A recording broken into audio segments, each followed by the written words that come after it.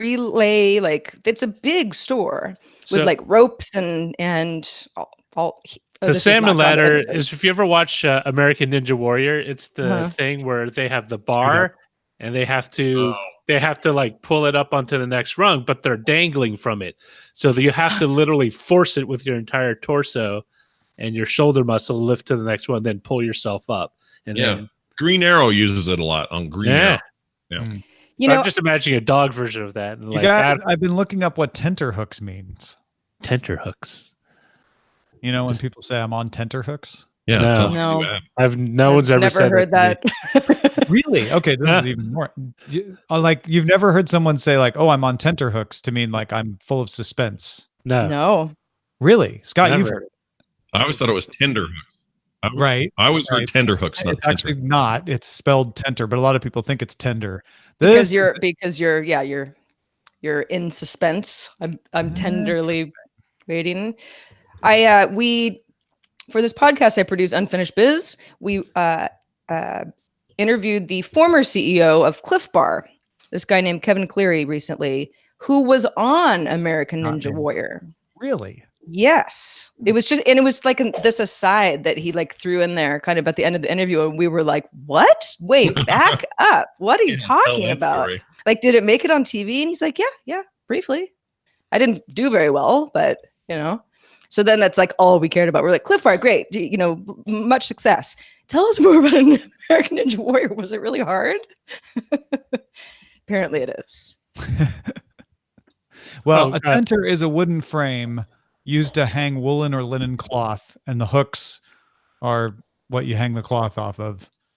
And they were very common in around woolen mills hundreds of years ago. Oh, how about that? Yeah, we only had fleece. We didn't really have real wool. That's how you hang your tinter. You put them on the hooks. Who's we? Didn't have real wool. I'm pretty sure you had access to wool. Just fleece. We're saying more than 100 years ago, in areas where there were wool, there were tenters and there were hooks, and that's where that phrase comes from. And you're like, we only had fleece. Fleece, maybe we didn't come from a.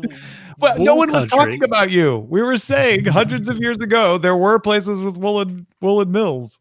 I wore plenty of wool growing up.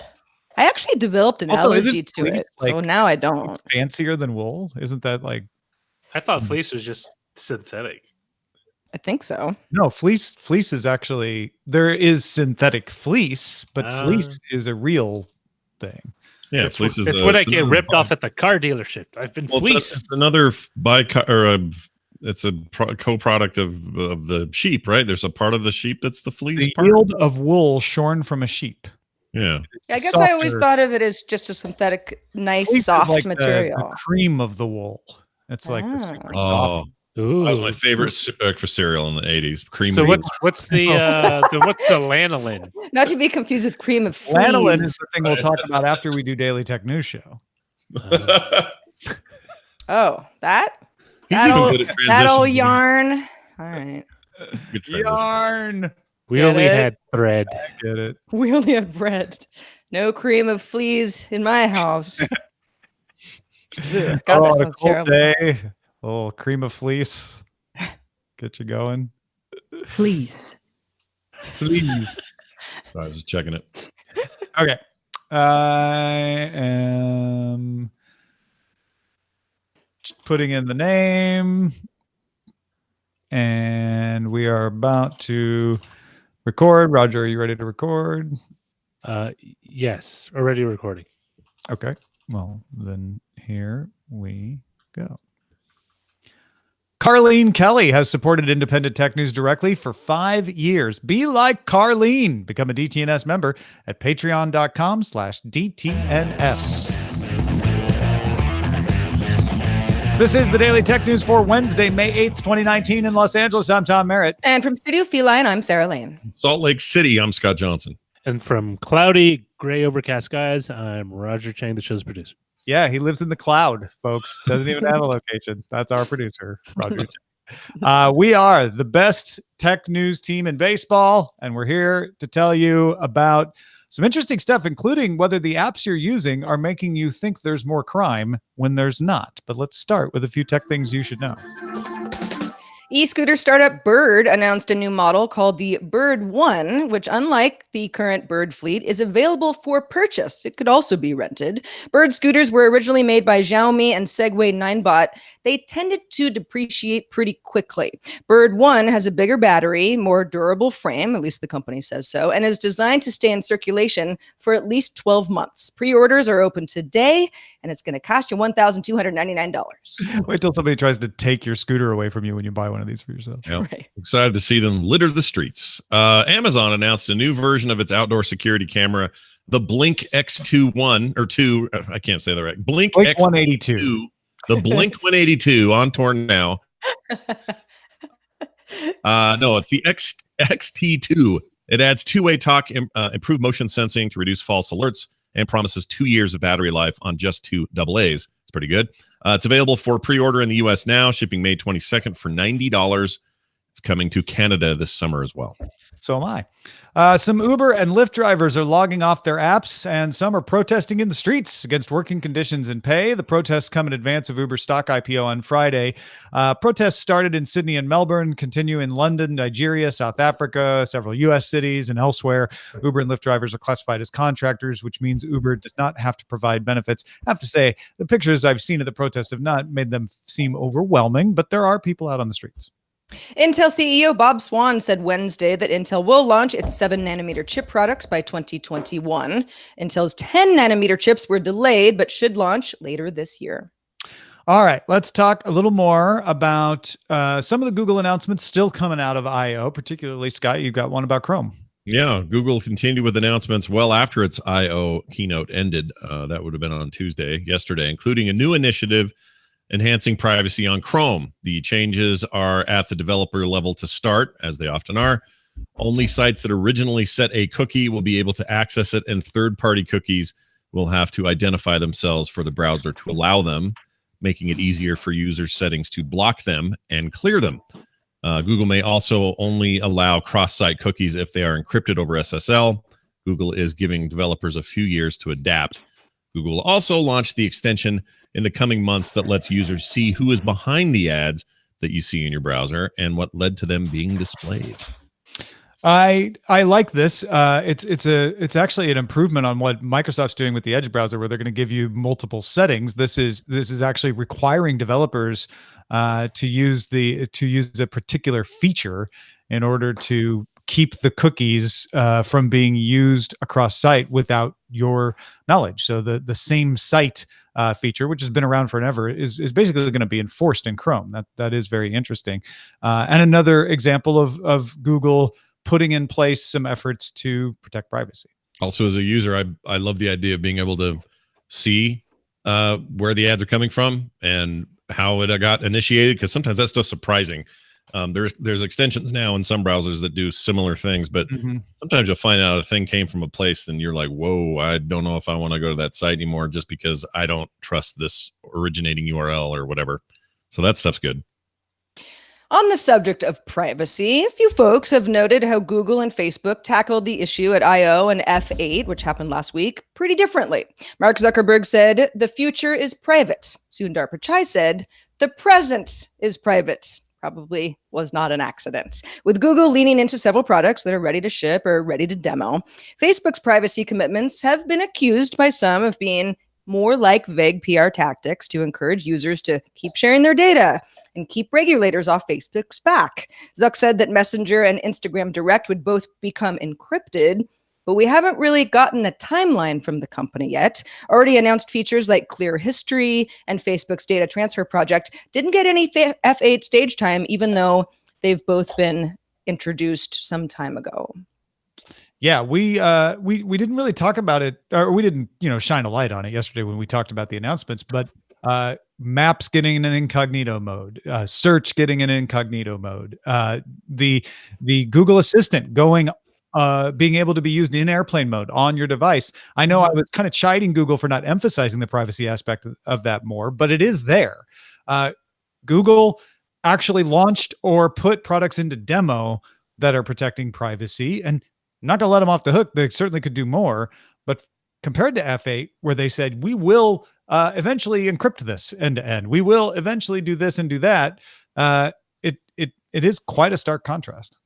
Well, I'm old enough to remember, and I'm not going to go find the actual quote like a professional or anything, but I remember hearing various interviews or moments where Zuckerberg talked about how openness and sort of just everybody knowing everybody, and that was the future we were heading toward, that society wouldn't care these sorts of issues. And obviously some of that stuff has blown back. So it's interesting to see them not scramble, but, you know, say things like the future is about privacy or the future is private, but not be able to do that on a dime. I mean, they're a company that for a time was celebrating the fact that everybody, and now they got to kind of change direction. So I don't know. It just feels like Google's got a head start. Yeah, your connection broke up there for wonderful. a minute. So yours there, Scott, but yeah, I think you may be having a problem on your end. Then I apologize for that. But your point is well taken, right?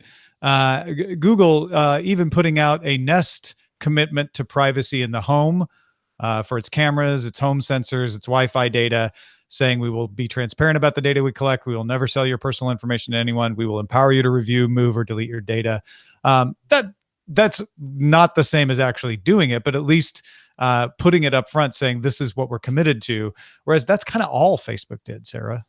Yeah, and I think what the sticking point is to have, and not just Mark Zuckerberg, but Facebook executives in general, the company's sort of stance is, you don't realize how serious we are about this. We're really serious about changing the culture and making sure that you trust us.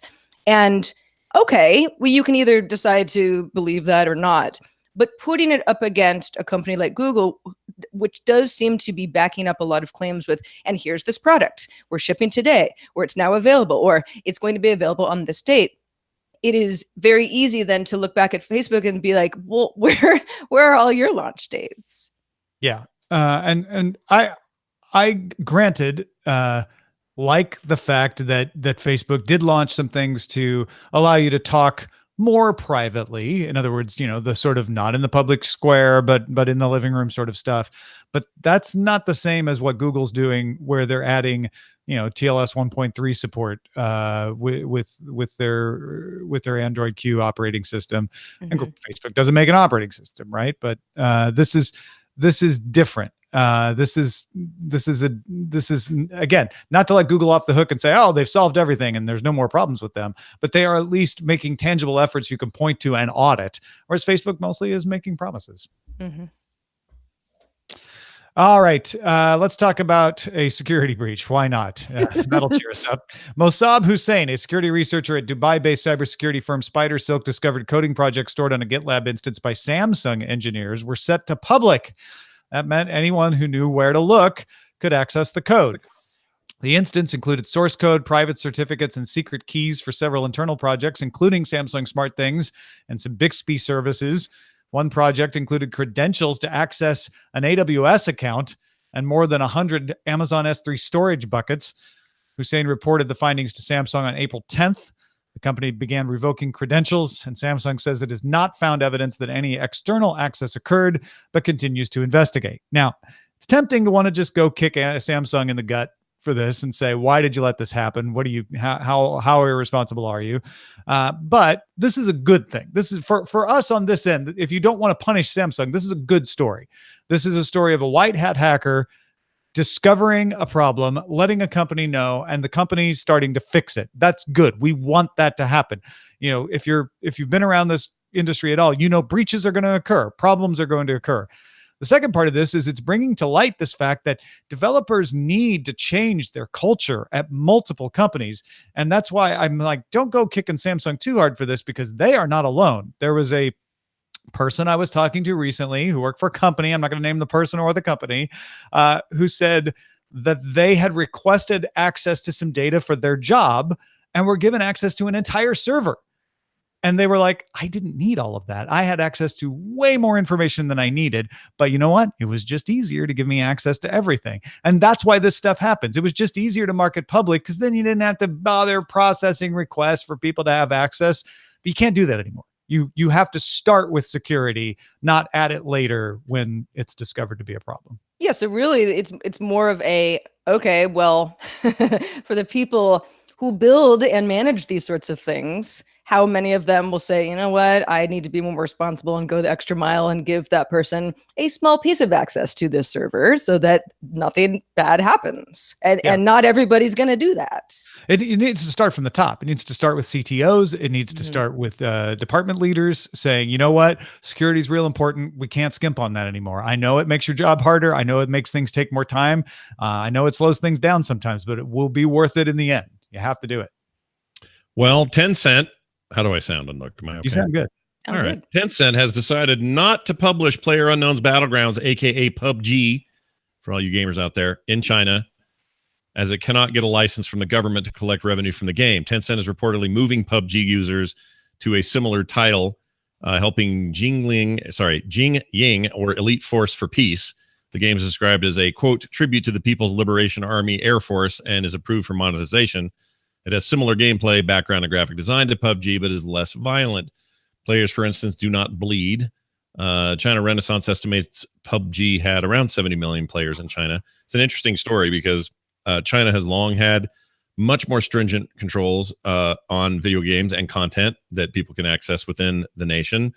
And one of the more recent and notable examples for me anyway was when World of Warcraft debuted in that country. It was a very important market for Blizzard Activision to get into.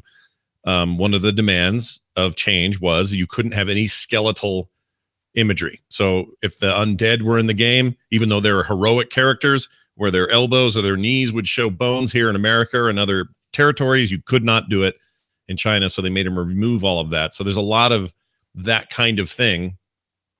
For example, when your character dies in America, there's a pile of bones where you once were. In China, there is a little gravestone instead. So that's not unusual. What's unusual here is this is more about PUBG and its violence, but also its addiction qualities, as talked about by the government. They don't like addictive games. So games that are based on the battle royale game type, like this and like Fortnite, are huge, huge influences, and they are very wary of those. So I would expect more announcements like this, and more of these games are going to have to, I don't know, remold themselves to be more like paintball and less like actually shooting people in a military type simulator. I mean, Elite Force for Peace, if it's as like Fortnite or like PUBG as it sounds, would be pretty addicting too, wouldn't it? In theory. I mean, the addiction factor may lessen. Maybe there's just a balance they have to strike of, okay, well, it's super addicting, but everything's cartoony and fun and whimsical, and nobody's really bleeding. So that's enough for us to be okay with it. But the addiction is the big reason China is cracking down on this stuff, because they can change the guns to be cartoony. That's true. What surprises me is that other games haven't had the same level of addiction scrutiny, because there are plenty of games, thousands of different titles that are popular in China and in that entire region that you could qualify as highly addictive. But these are the ones getting the attention. So I don't know why that is, except I feel like there's a balance between the violence and the addiction. I don't know where that is. China. Yeah. It's weird. Twitter user Walking Cat, which is a great username, discovered links to the macOS versions of Microsoft's Edge browser, that's the one that's built on Chromium, from valid Microsoft servers. The links are to the weekly dev version and the daily Canary build. This is earlier than expected for the public, but Microsoft hasn't changed the links, at least not yet. Microsoft has been working on keyboard shortcuts, the Mac look and feel, and touch bar support. The privacy controls and collection functions announced at build aren't in this version yet. However, Tom and Scott, I know both of you have been playing around with it already. Yeah, in fact, I have been reading all of my stories off of it, using it the dock. I logged into Patreon earlier with it. I did some Google stuff on it. It feels like Chrome. And when you set it up, it pulls in all your Chrome bookmarks, pulls in your Chrome history for you. You can log into Microsoft, not Chrome, if you want to sync across different versions of your Edge browser, which I did quite nicely. But yeah, it's fast. And I know I fall in love with new browsers too easily. Anybody who's followed me across shows for years probably knows this. Vivaldi forever. But yeah, I really like it so far, Scott. I liked Vivaldi a lot when it came out as well, but then Vivaldi got heavy and weird. So I approach this one with the same kind of like, I know that it's gonna get chubby. These just do.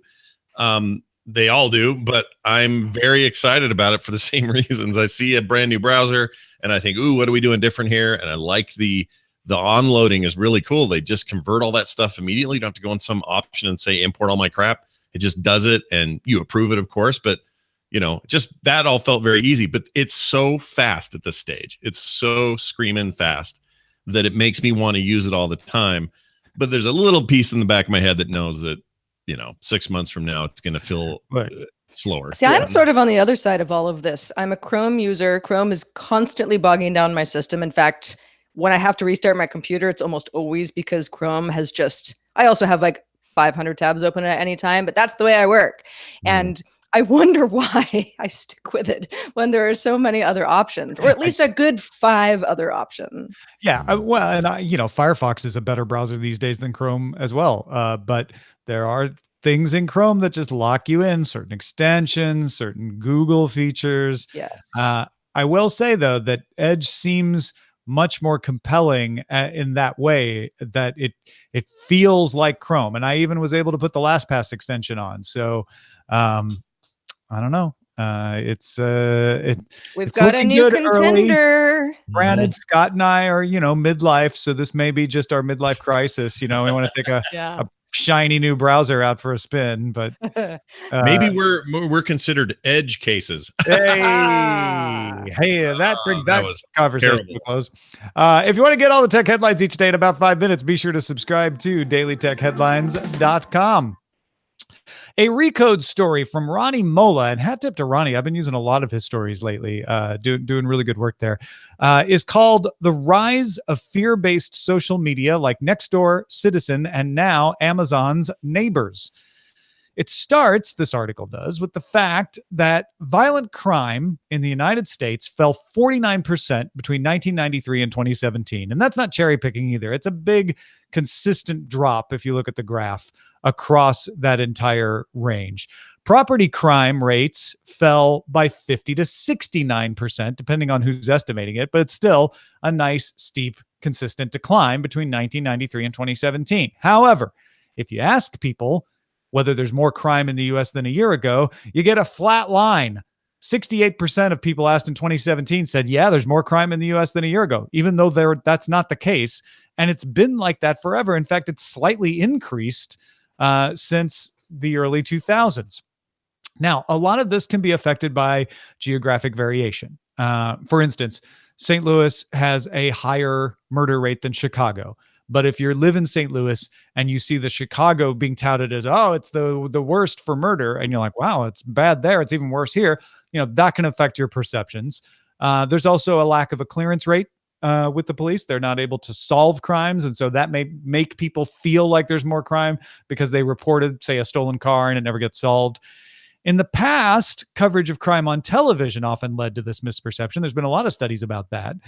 You watch the local news, they do a lot of crime stories because, boy, if it bleeds, it leads. And then you start to feel like there's more crime because you're seeing it every day. You're seeing it on your television. Well, now, Ronnie Mola suggests that apps like Nextdoor, Citizen, and Amazon Ring's Neighbors app are feeding that misperception now. For instance, Nextdoor often has your neighbors reporting suspicious characters in the neighborhood or actual crimes in the neighborhood constantly in your feed. The app Citizen actually encourages users to report crimes in progress and band together to prevent crimes. Citizen used to be called Vigilante, if that gives you any hint on where they're coming from. And Ring's Neighbors app lets you share alerts from your Ring doorbell, videos if like some person is hanging out on your porch, or maybe somebody taking a package that gets shared around. And Amazon's actually hiring an editor to create local crime reports out of these alerts. All of this stuff makes it feel like there's more crime than there is because you're experiencing it multiple times on these apps. People reported as suspicious or more often than not of the same ethnicity as the dominant race in the neighborhood, and that usually means non-white. there's no evidence that these apps make you safer, but they can raise your stress level. Pamela Rutledge, director of media psychology at the Research Center, at the Media Psychology Research Center, told Recode, essentially, using these apps, you're elevating your stress level. There's buckets of research that talks about the dangers of stress, from high blood pressure to decreased mental health, and that's something that should be studied. So, solutions. In Mola's article, media literacy, being more mindful when reading things you hear about when talking about fake news in other contexts are suggested. Maybe reduce the radius of the reporting you see in these apps, and companies should help reduce emphasis of unverified reports and call out things as unimportant when they are unimportant. Whether companies will do that or not, a whole different thing. But Sarah, I found this fascinating that we are no longer getting our perceptions of crime from local news, but now we're getting it from our neighbors. Yeah, Nextdoor, I started using Nextdoor when I still lived in San Francisco, and I lived in a neighborhood that was crime-ridden. That's just sort of, it was a bit of a rough few blocks that I lived in. And Nextdoor became almost untenable because it was just bad news all the time. Some of it was helpful, but a lot of it was, it was fear-mongering and some unfair stuff being said. I actually just never changed it because I had gotten sick of it until yesterday. So the timing is great here. I'm now in the Nextdoor area of my current neighborhood, and I found, and there's some complaining, and this is something that people almost laugh about Nextdoor about now. It's like, oh yeah, that's where people go to complain about crime and, spy on their neighbors and unfairly try to get people arrested. My neighborhood now is much more kid-centric.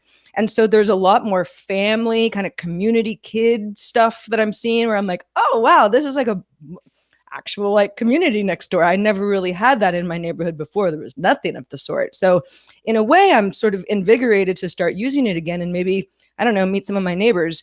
At the same time, this feels just like the way that people complain about social networks too. It's like there's so much fake news being shared now. It's because it's a tool. I mean, it's not as if people didn't share stuff like this before. You might sit on your porch and be part of neighborhood watch and be nosy and share the same kind of information that community-based services and platforms are sharing now. It's just on a larger scale. Yeah, it'd be a real hoot at the end of all this. We study this 100 years from now and find out that while it raised everyone's stress levels and everyone started dying on average earlier because of all of this, but it was actually contributing to the lower crime rate. This isn't saying that, but it would be interesting to know that if that's the case. I have this weird relationship with Nextdoor here. Every time I check in there, it's weirdly too nice, like way over nice. Like people are like, hey, I found a dog on the road. I'm not sure his tags are missing. So I don't know what he goes by or anything, but if you own the dog, think that's not like weirdly nice. That's just like, it's just nice. That's a good person. Yeah. But that's all it is. It's all that constantly. It's people saying, I made an extra batch of cookies. I don't have anywhere to take them. We're not going to eat all these. Anybody within the range of this street want to come get some free cookies? Like that kind of stuff constantly. No one ever talks about crime. I guess it causes you to have a misperception of how nice people are. Because Yeah, like there's probably something dirty going down and I don't know it because Nextdoor is being too nice. So it kind of goes both ways. I follow that Nextdoor Twitter account that like only tracks the funny stuff or the ridiculous stuff, like probably everybody does. But I feel like part of the drop in crime and whatever is knowledge. It's us knowing and being more connected and all of that. But at the end of the day, if we're all super stressed because we think everything we read is bad, and it's a misperception, that's not good either. So nobody's got any good answers for this today, but it's pretty fascinating how this stuff can go. That's why I think it needs to be studied. Find out like what effect is it actually having? What are the parts that are making things better? Like you're saying, Scott, there might be. And then as Mola suggested in the article, de-emphasize the stuff that isn't. The first thing I did when I installed a Ring doorbell was turn off the neighborhood alerts because Eileen, my wife, looked at it and said, oh my gosh, there's so much crime. I'm like, no, there's not. That's just people who turned on their alerts, and anything that happens makes it seem like that. Like we're not going to pay any attention to that. And we didn't. But yeah, my Nextdoor is kittens in need of a foster home for the week and teeth cleaning for dogs. Any suggestions? Anyone want the storage bin? Like it all depends on where you live and who's in your neighborhood. I think, and not just Nextdoor, but many of the similar tools, and I'll check out Amazon Citizen eventually. I think in theory, they're really great. it's people that are not so great sometimes, you know? So I find it hard to blame the platform at times. And I also want free cookies. So Salt Lake City people, when you move to my neighborhood, knock on my door, I'll let you right in. Thanks to everybody who participates in our subreddit. You're probably all very nice neighbors as well. Submit stories and vote on them at dailytechnewsshow.reddit.com. We're also on Facebook, facebook.com/groups/dailytechnewsshow. Let's check out the mailbag. Let's do it. Tim Magnuson wrote in and said, "Morning, best team in tech baseball." Thank you, Tim. Said, "I wanted to point out another reason not to use Facebook a lot," as if we needed one. He says, "Really, I listened and shared a tune from a 1974 album 3.5 years ago." This is something that he shared on Facebook over 3 years ago. "Woke up to this in my feed." And he screenshots a notice from Facebook that says, "Your post goes against our community standards on nudity or sexual activity." It's a link to a YouTube video of a track from Led Zeppelin's Houses of the Holy album, which shows the album art. So not only was this not flagged correctly, but quite old. Yeah, and the album art on Houses of the Holy does show what looks like naked people crawling on rocks, but they're not frontal nudity. Pretty well known. Yeah, it's a really well known album cover. I think it's the Cliffs of Moher in Ireland. It's a historical site that you can go visit there. So yeah, that's great. Now the same mistakes that are made by YouTube's bot are coming to Facebook. Yay! Hey.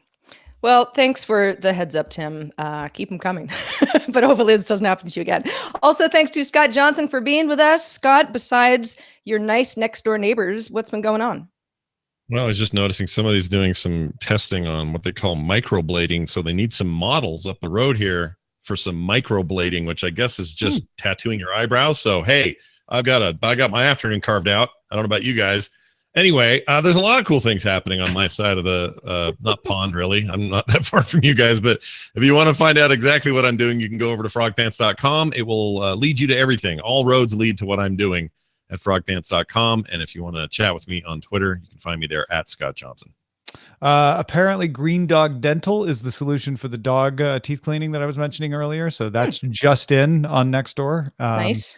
Thank you, everyone who supports the show. If you didn't know already, there are all kinds of perks to being a member of Daily Tech News Show. You can get special episodes.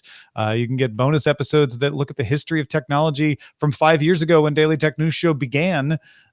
We've got special interviews, special explainers, my editor's desk, and the jewel of our special bonuses is Good Day Internet. It's an expanded audio program of us talking before and after the show. And you can all find that at patreon.com/DTNS.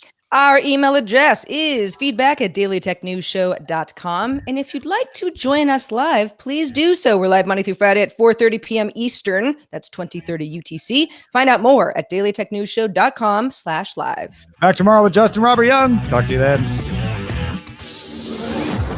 This show is part of the Frog Pants Network. Get more at frogpants.com. Diamond Club hopes you have enjoyed this program. Good night, Rob. Micro needling, I've heard of. Micro needling, not microblading. Yeah, microblading is like everything I'm reading here says it's like eyebrow tattoos or eyebrow replacement or filling them in or something. Oh, because microneedling is like it's supposed to, it's like a threading new eyebrows. Maybe it's micro threading. It's micro something. Yeah, it's supposed to help aging or something like that. I don't know. Oh, coyote spotted. Uh-oh. Within the fenced part of someone's property. Thought it was a dog at first, just a few feet away. I finally found a controversial one. It says, who has detailed information on the odor? And this says, is there any more context? He says, before we were house hunting, no one told us about this aroma. Is it getting better? Is there any funding to fix? Who is the center of information on this subject? And you should write back. Are they near like a waste management area or? Well, we don't live very close to any kind of dump. We have a lake here full of ducks and geese that in the late summer gets kind of reeky just because they're ducks and geese. But I think and then all these replies seem to indicate this person may just be smelling themselves or something. Like nobody knows where it's coming from. Yeah, like where's this odor? It's just always near me. Yeah, it's always where I'm walking. Like everywhere I go. Even when I drive to work 30 minutes away, it follows me. That's the first one I've found like that. Okay, this just in. Here is the coyote. Picture of the coyote running down the street. I got a bunch of them in my neighborhood. I just saw one the other day in plain daylight. I had one. Didn't do anything to us. I had one run past me, and the only thing that I noticed about it is they don't make any noise. Injured baby bird. Oh. We saw a raccoon last night, which I'm used to having grown up in the country, but I have never seen one in LA before. The gun buyback is Saturday. Nice. Anonymous gun buyback if you want to. Yeah. Nice. Tom, you can take your Behringer or whatever the hell you Finally, have. Yeah. Good. Well, I have. That's a the Behringer. Not a Derringer. Your Tom Behringer gun that you have. What was he? He was the hitcher, right? Wasn't he the hitcher? Was he the hitcher? No, that was. You're thinking of Thomas C. Howell. No, wait. You're thinking of Rutger Hauer. Rutger Hauer. Oh, yeah. Yeah. That movie was so good, and then they remade it, and it became horrible. Yeah, that deserves better. Someday we'll get something better. I will say on my Nextdoor, real quick, the weird house that I've been studying. Somebody is complaining about that house, not me, but I read about it this morning, and I can tell by there are certain telltale ways it was described that I'm like, the neighbors don't like that house either. Well, I don't actually have a problem with it. I'm just sort of fascinated by what's going on in there. Right. Is it like title wise? We have Nextdoor Vigilantes, Chromium on the Edge, Sarah wants free cookies. Post show. Yeah, that's our title every day. Are Scott's neighbors too nice? Samsung's baby is breach. Oh man. Okay. Payment unknown battleground. It's not bad. Nextdoor Vigilantes. I actually kind of like that. I like that one. Like that one too. Good. Maybe over promises, but I like it. You live next door to the Arrow. Cream of fleece is suggested for GDI. All right, that's good too. I like it. All right, I have learned something. The most controversial stuff is in the old people area. There's a retirement community near here. They're awesome, man. Postman did not pick up my taxes before the 15th. I smell a conspiracy. Did anyone else not have their taxes picked up? Let's start a movement. Yes, it must be a conspiracy. Wait, I don't see an old people area. That feels like it's prejudicial to have an old people area. It's only because I know it is one. Oh, I see. It's where a bunch of people who are all retirees. You have to be a certain age to even go there. It's super. You have to be. You know that this particular neighborhood area. Yes. Okay. Yes. Yeah. Because they have it listed. They have guy's name, what part of the little place you're in, and then the city, and they're all just here in South Jordan. So you get to see the little place they're in. Oh, stolen bike. Finally found one. Stolen bike. That's no good. Sorry about your stolen bike. There are excuse me, some hiking trails around here, and there's I don't know any of them, so I don't know if they'd be fun to hike with, but there's a pretty good, seems to be, community of my immediate neighbors who are like getting together and hiking. I'm like, see, that's what I like this for. Yeah, of course. If you want a little bit more of a community aspect to your life and actually get to know people, it's like, it's a good tool. It's how you use it. It's get-togethers and barbecues, street food, and it's Nextdoor is essentially just that corkboard, or that, like when you used to have like a community like center or something, people would post like notices and stuff. Yeah. The only difference, Roger, is nobody would go up to that board and put a big poster that says "suspicious black man seen walking past my yard." They would use different descriptors. Right. No, but no, I think Scott's right. You didn't put up that kind of thing on the community cork board. It was not done. It was not okay. Whereas on Nextdoor, somehow it's okay to just call everyone who wears a hoodie. There's a level of anonymity, even though we're all it's a very low members. effort. It's very low effort, right? I mean, if somebody didn't like what I posted on Nextdoor, they know what street I live on, but they don't know where my front door is, and that's by design. I think it's the effort, right? I think Roger nailed it. Having to print out the flyer means you have more time to consider, like, oh, do I really want to put this person's picture on here? Is this fair? Also, other people see it as you're getting it ready to put in. They're like, wait, is that okay? Whereas the Nextdoor, post it, done. It was easy, and it's out there. And then people may complain about what you put up there, but it's already up. You know what the irony is that, again, I switched over to my new neighborhood on Nextdoor yesterday, and the reason I did was because somebody had put a bunch of flyers on telephone poles around here telling us to join the Nextdoor community, and then had the name of the neighborhood, and I was like, it's like an IRL redirect. Like, hey, we're no longer posting the information at this address. Please I would go like here. to meet that person. I would like to know if that person is on the paranoid Nextdoor ha side, or just like wants to bake me some cookies. Maybe both. And you would like them to bake you some cookies, I'm sure. I very much would. I don't even really like cookies that much, but if they're free, I want them. Nextdoor is really good for unloading stuff you don't want. Like I did that yesterday. I unloaded a giant goldfish. Well, not that I didn't want it. It's just I couldn't keep it anymore. Here's the wider point I will pull out of this discussion is we're all looking at Nextdoor and going, actually, yeah, there's not that much crime. Granted, neighborhoods change, neighborhoods vary, but when you look at Nextdoor every day and you see a crime every so often, it starts to make it feel like there's more crime, even though it's the minority of what you're seeing on Nextdoor. Yeah. And so that Neighbors app from Amazon's Ring is even worse because everything there is like, ooh, alert, something bad happened at my Ring doorbell. And you look at that map and it's like, oh my gosh, it's happening everywhere. Some of those are months and months old. The companies do need to do a better job of figuring out like, okay, what are the productive uses of this technology and what aren't, and then adapt accordingly. It's no different than fake news, which is let's find out what effect this stuff has and then mitigate it. So it's that a very basic human foible. Like if you see a bunch of comments and 90% of them are positive, why do we fixate so much on the one guy who didn't like exactly? I buy the fact that we're evolved to look for threats. That's what kept us alive in the early parts of humanity's history, right? It's like, oh, if we always thought a tiger might be nearby, then we made sure to stay away from tigers and we lived, oversimplifying it.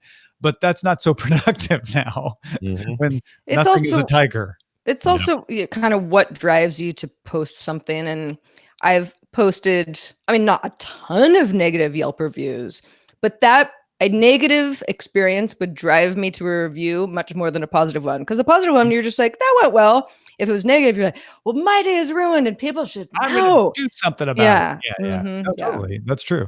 Well, things like, the doorbell. What else are you going to do? Are you going to list like all sorts of like, oh, summer camp for kids, half off? It's not going to be something. No, the doorbell's one where like you really need to have a verified aspect of it, right? That's just an irresponsible use of the doorbell data because all you're going to get is 90% false positives. It's just not useful, but people love it because like, ooh, what's happening? I want to see. Oh, look, there's the suspicious person in a hoodie standing on the sidewalk outside of that person's house. I'm going to keep an eye out for him. Well, it turns out it was me. Okay, I was wearing a hoodie walking Ray that day, but I had a dangerous dog with me. Like this. Not that happened. I'm just making that up. What's weird is there was a crime that happened across from me, and it never showed up on Nextdoor. And which to me, you didn't post it, Roger. Well, the police looked into it, and unfortunately, it was more of a door-to-door scam. Because they were doing a lot of construction.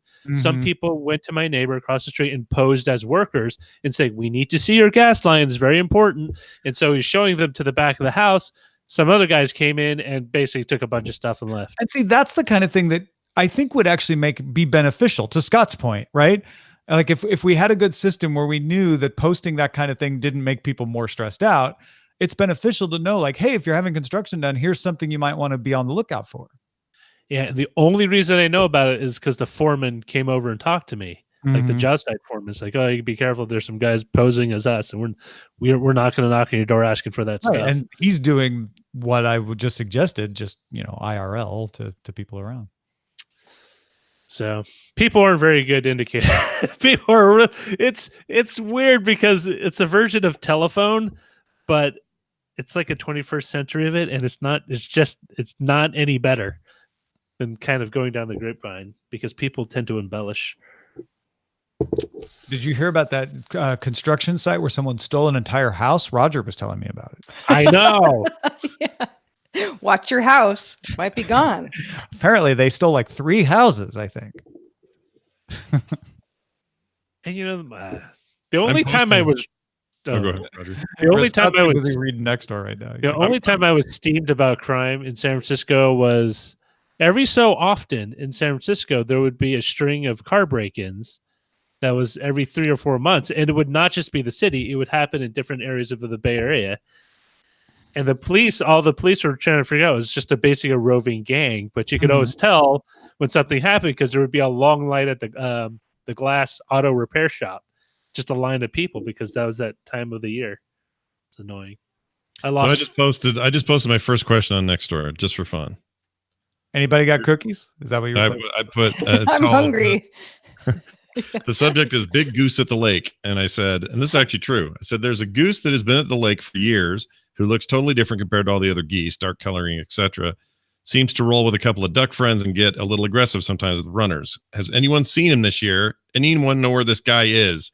It's stupid and trivial, but I haven't seen this goose I always see every year. So why not? Posted that question. Are you somewhat worried about? Are you concerned about this goose? Yeah. Well, he has a name. I named him Mendoza. I think he's out to get me. Every time I see him, he hisses and like. Well, that's goose do that. They hiss at everyone. So yeah, but this one is Mendoza someone who's wronged you in your life? No, I just like the name because it sounds like a hard-boiled like criminal boss kind of guy. Because we kind of I picture him with like a gold chain and a bunch of minions and a couple of lady geese following him around. Like I've got a whole stereotype. When you say minions, the first thing that pops into my mind is the little yellow guys from Despicable Me. Because you got a little girl. That's why. I have a little girl, and Universal Studios is like a 20-minute drive away from my house, and they have a big Minions portion of the park. We have a hissing in goose to you, Scott. This is my lake, buddy. Stay away. The I hope lake, I get a little something going back and forth with somebody. It'd be great. The lake near my house, Otis mostly lives in harmony with. There's ducks and geese and some weird birds that I can't identify. And for the most part, they kind of have hissed a little bit. Ducks and geese, but they're little baby geese, goslings. They're just like, I don't know, everybody had baby geese. And now the geese are really like, they're protective. Yeah. And so it's like when I see them, we have to go all the way around or just like leave the lake altogether because I don't want to find out what happens. Django was a chill dog most of the time. But when we would walk her around Lake Merritt in Oakland, where there are tons of geese, the geese would hiss at her and she would just be like, oh no, I am not taking that from you. And she would try to get at them. Yeah. Yeah. There's Otis is mostly afraid of everything, but I'm like, I just don't, if a mommy or daddy goose goes after, I just don't want to find out. Nah. Hold on, Tom buried the lead. You had a lake called Lake Merritt. Was it named after family and stuff? No, it's Lake Merritt is in downtown Oakland. It's been there for years. No relation, but I live near it. I used to live near it. And my cousin came to visit and thought it was hilarious when she drove to my house and everything in the neighborhood was named Merritt this and Merritt that because of the lake. You'd made quite a thing of yourself since moving to Oakland. No, exactly. Well, folks, we've made quite a thing for you today. Thanks for watching the video. And audio folks, please stick around. There is more where this came from. We promise. Hilarious.